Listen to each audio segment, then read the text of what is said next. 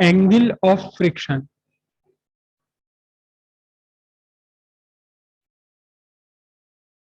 Angle of friction क्या है? Angle of friction, angle of friction क्या है? ये एक बॉडी है, ये एक सरफेस, सरफेस के ऊपर एक बॉडी रखी हुई है यहाँ, ठीक है। ये आपका है फोर्स अप्लाइड, एफ ए। तो फिर फोर्स ऑफ फ्रिक्शन कहाँ होगा? Against force of applied, this is force of friction, ठीक है जी। न, एक इस पर फोर्स काम कर रही है वर्टिकली डाउनवर्ड, कितना? M G. तो फिर एम जी के अगेंस्ट जिस सरफेस पर बॉडी आपकी टिकी हुई है, इस पर काम कर रहा है एम जी के अगेंस्ट, क्या काम कर रहा है? Normal reaction R, normal reaction R. और ये आपकी फोर्स ऑफ फ्रिक्शन है, ठीक है। एक ही पॉइंट पर एक्ट करते हैं सारे। अब आप नॉर्मल रिएक्शन और फोर्स ऑफ फ्रिक्शन का रिजल्टेंट ड्रॉ करें। क्या ड्रॉ करें? रिजल्टेंट ड्रॉ करें। किस किस का रिजल्टेंट ड्रॉ करें? फोर्स ऑफ फ्रिक्शन और normal reaction. This is normal reaction and force of friction. Force of friction normal reaction को लेकर मैंने एक रेक्टेंगल ड्रॉ कर लिया, and this is the resultant, this is the resultant of normal reaction and force of friction. Normal reaction and force of friction का resultant है ये। नाम डाल देता हूं मैं, O P Q S, O P Q S. तो यहाँ ओ एस वेक्टर क्या है? O O S vector is the resultant of R vector and force of friction vector, R vector force of friction vector का। अब ध्यान से समझना क्या है angle of friction.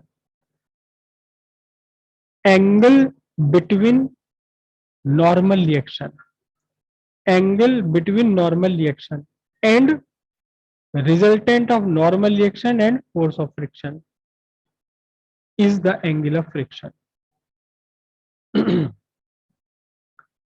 The angle between normal reaction, the angle between normal reaction and the resultant, किस किस का resultant? Resultant of normal reaction and force of friction is the angle of friction.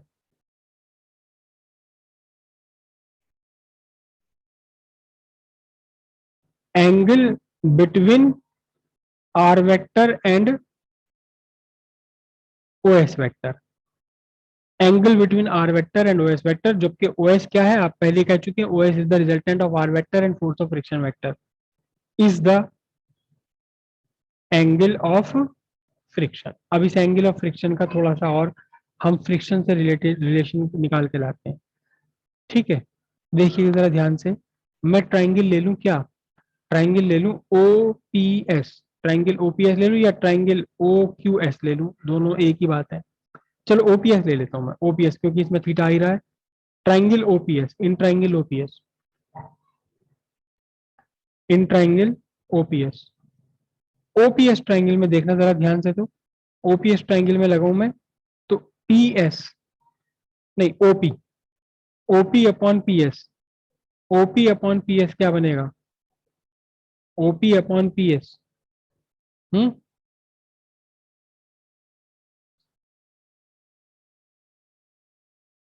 तो मैं ट्राइंगल लिया OPS, in triangle OPS, in triangle OPS, P S upon P OP लिखता हूं, P S upon OP,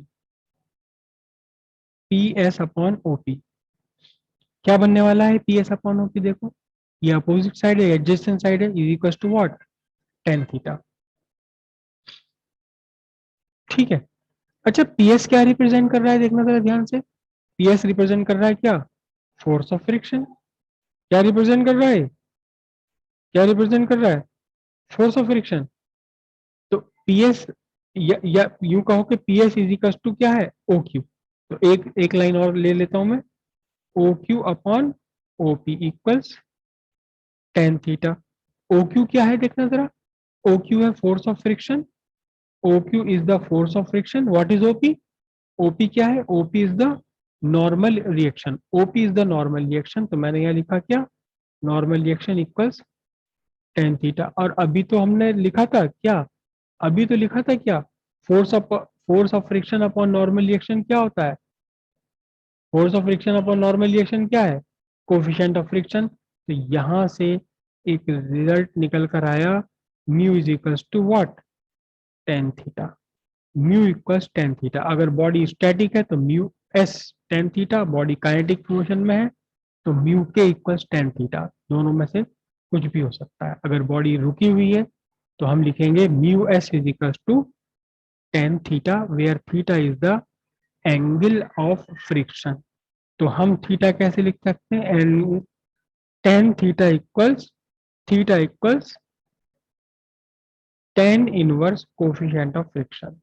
ये आपका आ गया angle of friction. Angle of friction और कोफिशिएंट ऑफ फ्रिक्शन का आपस में एक दूसरे के साथ relation, angle of friction and coefficient of friction का आपस में एक दूसरे के साथ रिलेशन आ गया।